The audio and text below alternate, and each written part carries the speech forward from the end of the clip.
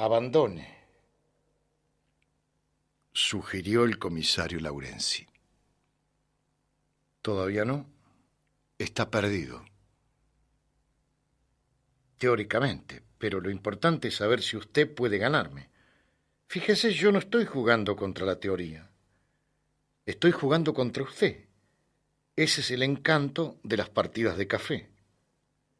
Me miró con rencor y movió el caballo. Después no habló durante un largo rato. No era un final de problema, era simplemente un final difícil. El caballo debía realizar un complejo movimiento de lanzadera, avanzando y retrocediendo a lo largo de una línea imaginaria que cortaba la retirada de mi rey. Debo decir que, salvo una transposición de movimientos que pudo enmendar a tiempo, pero que le produjo una inexplicable irritación, el comisario condujo el final con exactitud. Abandoné 3 jugadas antes del mate inevitable, cuando ya el comisario había cambiado de cara y afectaba mover las piezas con sobradora distracción. ¿Por qué se enojó tanto?, le pregunté intrigado. ¿Cuándo? Recién, cuando traspuso las movidas. Oh, eso, dijo encendiendo un cigarrillo negro. Parecía que no iba a hablar. A través del ventanal del café Rivadavia clavó los ojos en la calle, donde un río oscuro de automóviles circulaba perezosamente, pero de pronto dijo con voz cansada: ciertas situaciones de algunas partidas de ajedrez me hacen acordar otras situaciones. Eso es todo. No es nada nuevo, no es nada original, no es nada interesante. ¿Que usted se acordó de un error que cometió alguna vez? Insistí. Sí. Pero aquel no pude remediarlo. Después empezó a contar una historia de prolegómenos confusos. Su presupuesto inicial era que este hombre asmático y corpulento, a quien empezaban a doblar en años, viudo, jubilado, solo, que todas las noches venía al café Rivadavia a jugar conmigo al billar o al ajedrez, era en realidad otro hombre joven, posiblemente valeroso o despreocupado, que empezaba a abrirse camino en un mundo de necesaria violencia. Porque todo esto, dijo, había ocurrido 35 años, 40 años atrás en Río Negro. Él había nacido más al sur todavía, pero un día llegó a Choelechuel, arreando una modesta tropilla, y se quedó. Allí todavía estaba fresco el rastro sangriento de la conquista. El viento movía un arenal y parecía la cara de un indio, solemne y enjuto en su muerte.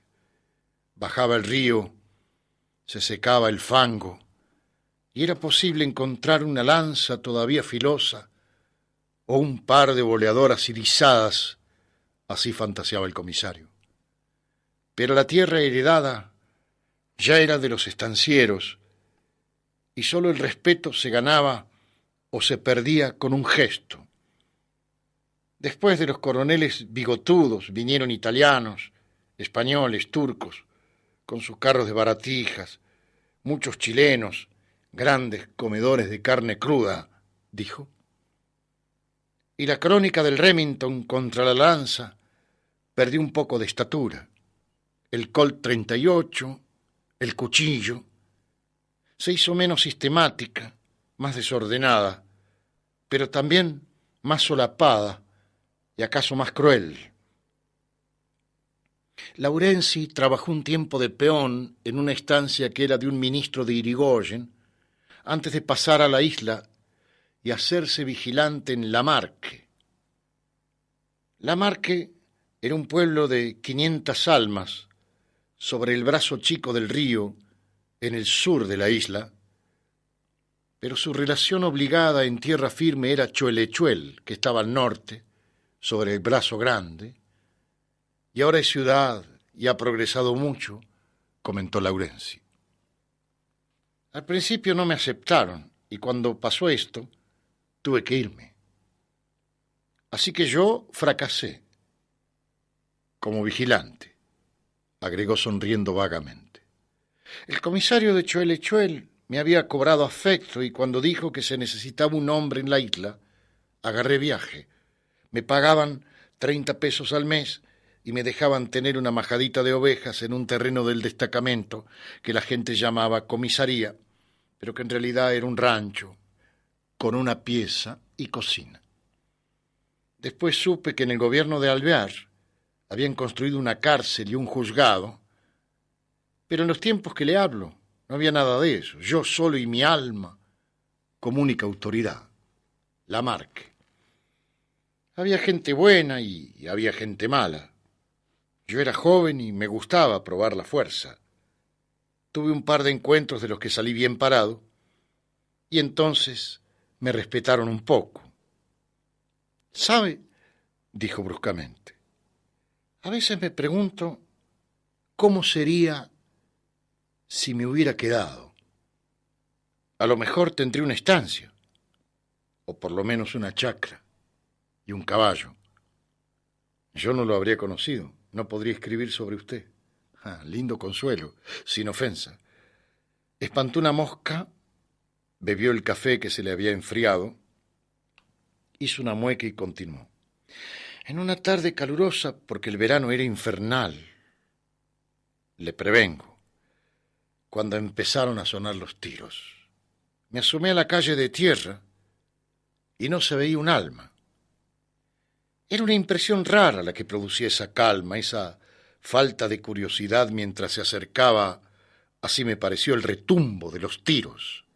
Había un perro durmiendo en mitad de la calle, al sol, levantó apenas el hocico, entre las patas se arrastró hasta quedar detrás de un poste y volvió a dormirse. Le pregunté si sus recuerdos eran demasiado nítidos. Dijo que no, que ese perro lo recordaba clarito, sí, vaya a saber por qué, aunque a lo mejor se olvidaba de otras cosas. También recordaba el brillo del sol en la tierra arenosa. El cuarto estampido se dilató, ya muy cerca de una granizada metálica. Al mismo tiempo oyó a la vuelta de la esquina las vigorosas maldiciones de un vasco tendero. Me figuré que le habían agujereado la chapa de zinc del negocio y me puse al abrigo de un sauce. La escopeta calibre 16 es un arma embromada. En total habrían pasado 15 segundos cuando desembocó en la esquina un muchacho, Iglesias, que trabajaba de comisionista en el Ferrocarril Sur y cada 4 o 5 meses aparecía por la isla. Entonces sonó el quinto escopetazo y la peluquería de la esquina, que era de un turco, se quedó sin vidrios y sin un famoso letrero pintado a mano que decía «Pelo y jería, se afeitan pelo». Iglesias se enderezó al destacamento, se agarraba el hombro izquierdo con la mano derecha, pero en los pies no tenía nada, se lo aseguro. ¿Cómo corría ese mozo? Madre mía, culebreaba sin darse vuelta con la cabeza agachada como quien espera el golpe de gracia y levantaba una nube de polvo. Al lado mío pasó sin verme, se paró en seco y dio un salto hacia la puerta. En eso asomó frente a la peluquería un hombre que llevaba una escopeta más grande que él. Era el viejo Antonio, un italiano que tenía una quinta de frutas. La rapidez de este viejo era una cosa notable. En la mano izquierda llevaba 3 cartuchos colorados y de los bolsillos le asomaban más. Bueno, el viejo se agachó. La escopeta se dobló sobre sus rodillas, la cargó, se la llevó al hombro. Hubo un cañonazo, ¡bum! Y cuando me quise acordar me encontré cubierto de hojitas de sauce y sintiendo en los oídos un zumbido como el que hace una radio mal sintonizada. Me asomé. Antonio, el viejo, el italiano, no tenía más que 2 cartuchos en la mano. Había corrido 10 metros, se había parado y nuevamente doblaba la escopeta sobre la rodilla. En ese momento le di el alto. Creí que me iba a tirar. Chiquito como era, aquel italiano metía miedo. De todo lo que decía en una jerga incomprensible, yo no entendía más que la palabra «sporco». Pero cuando me acerqué y le manoteé la escopeta no hizo resistencia. De todas maneras tuve que sujetarlo cuando entramos en la comisaría, y allí estaba Iglesias, vendándose el brazo con un pedazo de camisa. Como a Antonio, al viejo, al italiano, no había manera de sacarle nada, le pregunté al muchacho, a Iglesias. No sé, contestó mirando al Quintero de reojo. Para mí que está loco, yo no le hice nada a Julia, pero él dice que yo me la...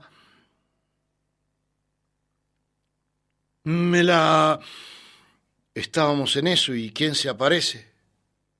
La Julia, corriendo y despeinada y hecha una magdalena. Entonces el viejo dejó de gritarle a Iglesias y empezó a gritarle a su Julia.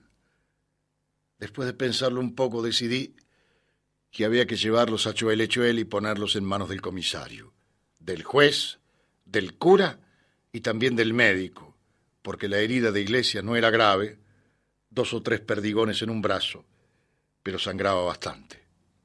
La Julia, la hija del viejo, la hija del italiano, la hija de Antonio, era menor de edad y estaba de 3 meses. Como vine a saber por una de las pocas cosas que le entendí al viejo Antonio, que hablaba en italiano. ¿Y ella valía la pena para todo ese tiroteo? Pregunté con cierto escepticismo. Vaya a saber, dijo el comisario. Uno que sabe. Si lo piensa ahora, no era más que una de esas bellezas campesinas, algo toscas, que luego se casan y se cargan de hijos y a los 25 años ya son viejas. Pero Julia tenía 17 y era fresca como una lechuga, si usted prefiere como un repollo, agregó con repentina propensión a las metáforas hortícolas que luego interpreté como una pesada broma contra sí mismo. El mismo Iglesias me caía simpático, aunque yo lo trataba poco. Hacía alrededor de 4 meses que no lo veía, al muchacho, a Iglesias, al que recibía los perdigones en el brazo. En ese momento, claro, estaba un poco mal parado, pero se me ocurrió que casarse con una chica, bueno, no era lo peor que le podía ocurrir. Además, era voz corriente en el pueblo, aún antes de que los resultados estuvieran a la vista, que se entendían muy bien con la chica. No lo pensé más y les anuncié que los llevaba a Chuele a los 3. Sin embargo, explicó el comisario, el asunto no resultó tan fácil. Tuvo que pedir un carro prestado a un turco, divagó largamente sobre las caravanas que allí se concentraban antes de iniciar las duras travesías hacia el sur, y llevar a los causantes hasta el Brazo Grande. Ahí se tomaba una balsa para cruzar el río. Usted hubiera visto lo que era la balsa. Se manejaba a pulso desde arriba con una especie de cabrestante y una maroma que atravesaba el río y estaba sujeta a un poste en la otra orilla. En el verano, cuando había bajante, solía quedarse varada en el barro, o a lo mejor había que ir a tomarla en el centro del río. Pero esa tarde pasaba algo peor. Se había roto la maroma y el balsero, entre imprecaciones, me dijo que no tenía esperanzas de arreglarla hasta el día siguiente. Yo hubiera vuelto a Lamarque, pero no tenía dónde encerrar a esta gente, a estos 3. No quería que el italiano volviera a las andadas o que Iglesias se fugara con la moza. El balsero, que era un vasco testarudo, accedió a prestarme el único bote que tenía, pero insistió en que no cruzaran más de 2 personas por vez. Y aún así me dio un tarrito para sacar el agua, porque el bote daba lástima y el río estaba bastante correntoso. Debía ser en diciembre y no habían empezado las grandes bajantes. Ya me estaba resignando a cruzar el río 5 veces. 3 de ida y 2 de vuelta, para llevarlos de a uno en el bote, en vez de hacer un solo viaje en balsa, como había calculado, porque los 4 no cabíamos en el bote. Entonces vi que el problema era menos simple. No podía dejar al viejo Antonio solo con el seductor de su hija, con el que la había embarazado. Lo mataba. Y tampoco podía dejarlo con su hija. La mataba. Ya no hablaba, pero igual seguía inquietándome. Los otros también. La chica no dejó de llorar desde que vio a su novio herido. Cuando quiso ayudarlo a vendarse, él la apartó despacito y se vendó solo. Después se mantuvo reconcentrado, Iglesias, el novio, acariciándose la rala barbilla amarilla, como si pensara en lo que había sucedido. Acababa de averiguar que era un cobarde, o por lo menos que era capaz de correr ante un viejo armado con una escopeta. Sí, murmuró el comisario dando una larga pitada a su cigarrillo negro. Había que llevarlos de a uno y evitar que los que quedaban se mataran entre ellos. Pero ¿no podían cerrar a 2? Cada uno en un calabozo, llevarse al tercero y volver a buscarlo. Usted se olvida que ni siquiera en el destacamento yo tenía calabozos. Y aquí no había más que la casa del balsero, con una sola pieza, que se podía cerrar con llave. Y la situación se repetía en la otra orilla, porque la comisaría de Choel estaba a más de 20 cuadras del lugar donde yo iba a atracar con el bote. No podía perder tiempo llevándolos de a uno a la comisaría, porque nos iba a agarrar la noche. Pensaba pedirle ayuda a un puestero que vivía del otro lado y que era amigo mío. Así que de los 2 lados había un lugar relativamente seguro. Pero cuando lo pensé un poco vi en qué consistía el problema mientras durase el traslado. El viejo Antonio tenía que estar solo o tenía que estar conmigo. En ningún momento podía yo dejarlo sin vigilancia con su hija o con Iglesias. El comisario partió en 4 pedazos el boleto de la consumición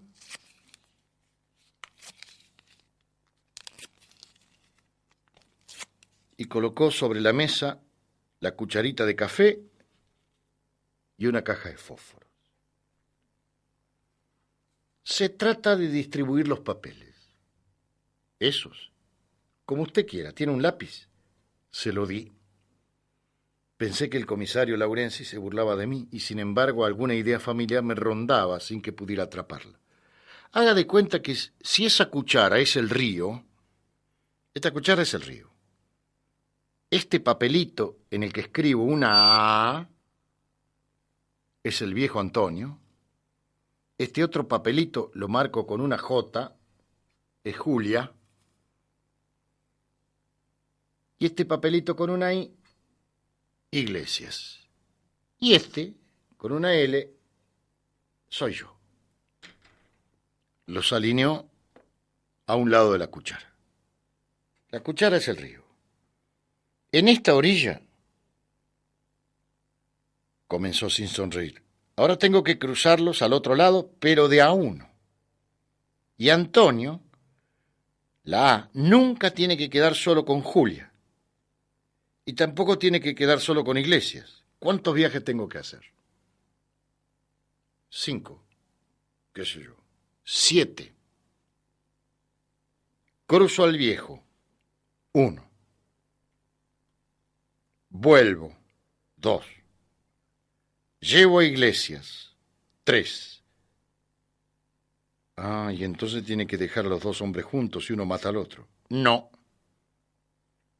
Porque ahí está todo el truco. En el 4.º viaje, que es de regreso a la isla, me traigo de vuelta al viejo y dejo a Iglesias solo en tierra firme. En el 5.º, Llevo a la hija. El sexto es de regreso y lo hago solo.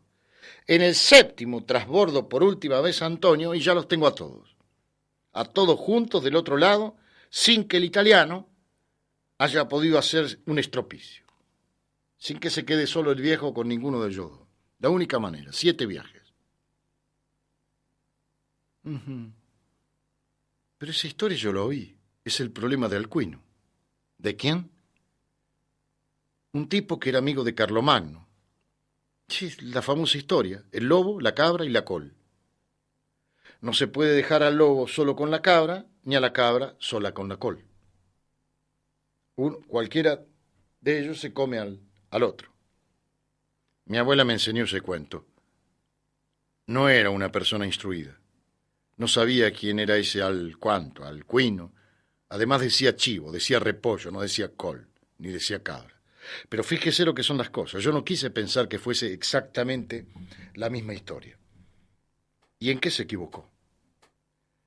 ¿Cómo saber quién es el lobo? O si usted prefiere, ¿cómo saber que una cabra no se portará como un lobo o incluso como una cabra? Es muy complicado. Pedí otro café, el comisario pidió una grapa.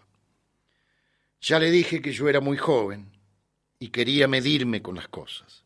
Cuanto más lo pienso, más me convenzo de que era un provocador. Todo lo que pasó lo provoqué. Hice tentativas, tenté y de pronto, ¿sabe lo que había? Un cadáver. No me perdonaré nunca. Porque cuando se me ocurrió la idea me sentí encantado. ¿Cuál fue el resultado? Un cadáver. Fíjese, había dificultades aparentes. Yo no tenía derecho a obligar al viejo a cruzar 3 veces el río, pero las descarté todas, porque lo que me gustaba era el juego. Y lo que hice fue una transposición de jugadas, como recién al ajedrez.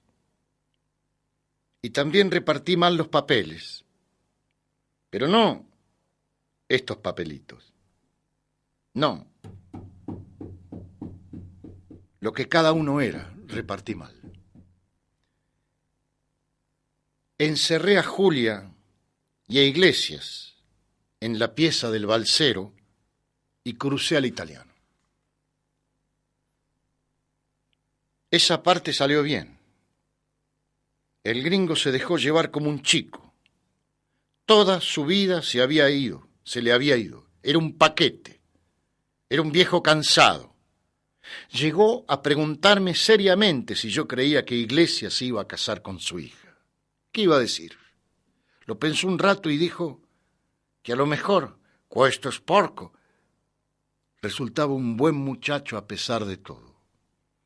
Cuando agregó que él había hecho todo por la Julia, que había vivido para la Julia y que nunca le había puesto una mano encima, ni siquiera ahora, bueno, empecé a sentirme mal.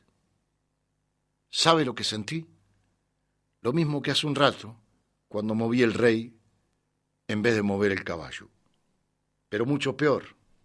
Dejé al viejo en la orilla, sin molestarme siquiera en llevarlo hasta el puesto, y emprendí el regreso. Nunca remé con tanta furia y nunca el tiempo me pareció tan lento. Salté a la isla y corrí a la casa del balsero. El vasco y su mujer estaban parados junto a la puerta de la pieza y se miraban como con susto. Me explicaron que habían oído un ruido, pero como yo tenía la llave, abrí la puerta. El comisario vació de un golpe el vaso de grapa. Allí estaba Iglesias, el muchacho, sentado en una silla, acariciándose la barbita, olvidado de todo, como si siguiera pensando. Creo que no me oyó entrar, y la muchacha estaba muerta a sus pies. La había ahorcado con sus propias manos. El comisario se levantó con gran ruido de sillas y caminó despacio hacia la puerta del café mientras yo pagaba la consumición. Lo alcancé. Estaba parado al borde de la vereda y tenía los ojos como perdidos en la negra corriente de automóviles sembrada de reflejos. ¿Por qué fue?, dije poniéndole una mano en el hombro. Porque la chica estaba embarazada de 3 meses y él hacía 4 que faltaba del pueblo. Cuando el viejo la descubrió, la amenazó, fue a buscar la escopeta. Ella solo atinó a nombrar al que había sido su nombre, Iglesias, y no al verdadero seductor. Nunca supimos quién era. Pero usted no tenía por qué adivinarlo. Eso se dice fácil, pero en realidad yo debía adivinarlo.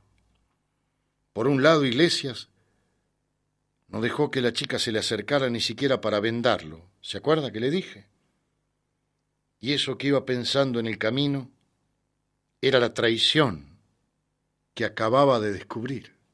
La acababa de descubrir. Y en los escopetazos que le había tirado el viejo.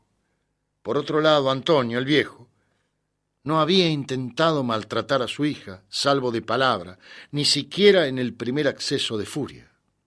Pero yo la encerré con Iglesias, en el mismo cuarto, y me guardé la llave. Encerré la cabra con la col. Así que yo me equivoqué. Pensé que solo el viejo podía matar y que la muchacha estaba segura con el que había sido su novio, cuando en realidad solo estaba segura con su padre.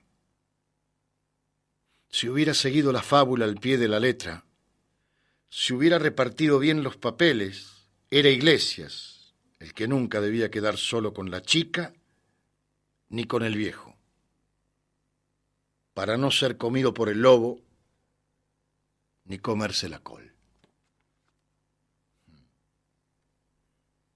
El italiano se murió 3 veces después y a Iglesias le dieron 15 años.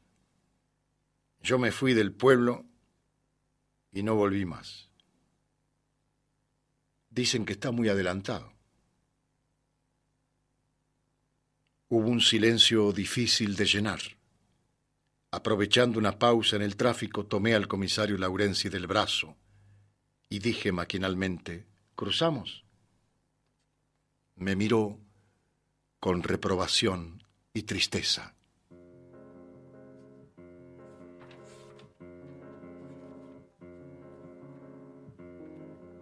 Rodolfo Walsh. Transposición de jugadas. Cuento de 1961.